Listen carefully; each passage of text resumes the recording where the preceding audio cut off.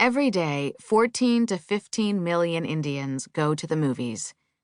India produces between 1,500 and 2,000 films a year, more than any country in the world, and in over 20 languages. The number of cinema tickets sold is the highest national total on the planet. In 2012, India sold 2.6 billion tickets, compared to Hollywood's 1.36 billion. Bollywood boasts the highest growth rate in the movie industry, barreling ahead at 11.5% a year. By 2020, Indian cinema, exported to over 70 countries, is expected to bring in close to $4 billion in terms of gross box office realizations. India loses the battle of revenues to Hollywood, but with average multiplex tickets costing $4 and many of India's cinemas divided into classes like airplanes, you can see a movie for under $1 if you don't mind sitting uncomfortably right in front of the screen. India's cinematic origins are deeply entrenched in the history and fabric of Indian life. Bollywood was born in the plays performed in the Mughal court. Though the artisanal skills came from the Muslim community, the elaborate narratives were taken from Hindi holy books and mythology. Padmavat, the 2018 film that caused a violent furor in India with right-wing mobs calling for the lead actress to be beheaded and the Supreme Court intervening to roll back state censorship of the film, comes from this culturally syncretic legacy. Padmavat, the story of an imaginary Hindu queen, was written by a Muslim Sufi poet. Bollywood is a meeting point of this prism, a communion of Islam and Hinduism. In 1914, Hollywood released Cecil B. DeMille's directorial debut, The Squaw Man, which some consider to be the first feature film ever made. Birth of a Nation, the 3-hour silent film that heroized and revived the Ku Klux Klan, would follow the next year. However, the first fully Indian feature film, Raja Harishchandra, based on stories of Hindu gods from the Mahabharata, was released a full year before DeMille's film.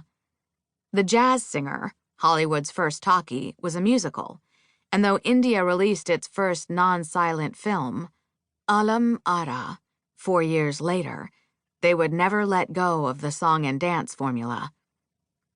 The film's tagline is pure Bollywood. 78 dead people have come back to life. Watch them speak. We don't make talkies, the writer, director, and actor Girish Karnad has said. We make singies. Ashish Nandi, the psychologist and social theorist, similarly recalls seeing films advertised as dancicles and fighticles. Though the films of the 1930s and 40s would have as many as 40 songs, the world record for most songs in a movie belongs to Indra Sabha, 1932, which had 71. Mercifully, today the standard is only 5 or 6. The songs are accompanied by choreographed dance routines, which can have as many as 100 backup dancers. Though much is made of Bollywood's devotion to endless musical numbers, its genesis is culture, not kitsch. In Hinduism, when a priest addresses the gods, he seldom talks.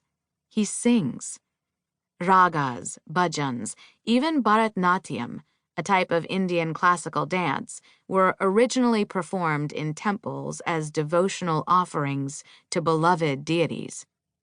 In the Muslim or Christian tradition, supplicants address God via his prophet, his son, his clergy, or else his books. Prayer is performed internally, in silence. In Hinduism, while there are intermediaries such as the pundit or priest, devotees address their gods through the spectacular: song, dance, ceremony, and sacrifice. Although the term Bollywood, a portmanteau word blending Bombay and Hollywood, was first seen in print in 1976, when a British crime fiction writer, H.R.F. Keating, who had never set foot in India, used the term in his detective novel, Filmy, Inspector Goat. The rules were established right from the start. Bollywood films are epic extravaganzas, often lasting as long as 3 hours. They are lush, unadulterated fantasy. Cinema, no matter its provenance, is built on the abiding principle of dreams. Most of us go to the movies to get away from the banality and disappointment of real life, not to be reminded of it. Hollywood, of course, is no more realistic than Bollywood, and is also loyal to its own particular fantasies, wherein humankind is forever fighting off monsters and aliens.